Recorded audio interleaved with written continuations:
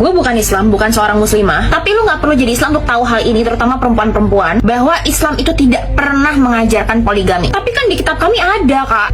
Ini gue gak bahas soal agama ya, ini gue bakal bahas tentang sejarah dan pendekatan sosiologinya. For the background, agama Islam itu berasal dari Arab. Nah, budaya bangsa Arab sebelum mengenal Islam itu disebut dengan jahiliyah. Budaya yang dilandasi untuk kesenangan pribadi dan juga memuaskan hawa nafsu. Dan salah satu budayanya adalah dengan tidak menghormati wanita. Dan gak heran gitu kalau raja-raja, bangsawan, saudagar itu istrinya banyak. Gak cuma belasan, bisa puluhan, bisa ratusan, bahkan ribuan. Raja, saudagar, bangsawan. Jadi bukan yang sama-sama miskin, sama-sama orang yang ekonominya standar gitu, enggak. Lalu Nabi mengeluarkan peraturan tentang poligami. Ingat, peraturan ya, bukan anjuran, bukan titah. Dan kalian tahu nggak dampak sosial dan juga implikasi yang terjadi saat itu ketika peraturan tentang poligami itu diturunkan oleh Nabi? Orang-orang yang gue sebut istrinya pada banyak tadi berbondong-bondong menyeleksi istri untuk diceraikan. Jadi ayat tentang poligami itu bukan anjuran untuk menambah istri. Bukan berarti lo tuh punya istri satu tapi lo Islam jadi harus nambah 3 biar 4. Gak gitu, Pak. Tapi kalau lo mau jadi seorang Islam, istri lo nggak boleh banyak-banyak. Karena Islam itu adalah agama yang menghormati perempuan. Terus kenapa harus 4 gak? Kenapa nggak langsung pangkas jadi 1 aja? Jadi gini, peraturan yang dibuat oleh Nabi itu adalah peraturan dan juga hukum yang relevan dengan kondisi sosial yang terjadi pada zaman itu. Dan dulu di Arab, populasi perempuan itu lebih banyak daripada laki-laki. Karena ada yang namanya janda perang. Zaman dulu orang sono sebelum kenal Islam doyannya perang, pada modern dan tuh laki-laki. Maka dianjurkanlah oleh Nabi dalam peraturan poligami, pilihlah janda-janda korban perang dan budak-budak yang membutuhkan supaya derajat mereka itu terangkat. Dan zaman dulu nggak semua perkawinan itu dilandasi oleh cinta dan nafsu, tapi juga politik. Zaman dulu raja, bangsawan, saudagar itu menikahkan anak perempuan mereka untuk alasan diplomasi. Ya biar cengli lah urusannya kayak gitu loh. Jadi kalau ada hubungan diplomasi yang perlu dijaga, ya udah itu istrinya boleh dikir. Jangan sampai hubungan yang baik jadi tubir lagi nih karena cerai. Makanya disisain 4. Nah, harapan gue bikin video ini tuh biar perempuan-perempuan itu terbuka gitu matanya, terbuka jendela pengetahuannya. Because this is the truth and it's underrated because people has been ignoring this. Jadi itulah kenapa Nabi bilang dalam poligami harus adil. Tugas laki-laki dalam pernikahan yang dinaungi oleh agama Islam itu berat banget loh. Kerjaan domestik rumah tangga itu sebenarnya urusan laki-laki, Mak. Makanya yang poligami itu adalah orang-orang yang di atas mampu, raja, bangsawan, saudagar yang duitnya kagak berseri. Karena perempuannya pasti dimuliakan, pasti happy. Jadi kalau miskin gitu kan, kurang mampu gitu kan, bukan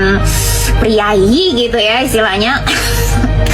Gak usah ngimpi. Nikahin 1 aja dibikin bahagia lahir batin dunia akhirat.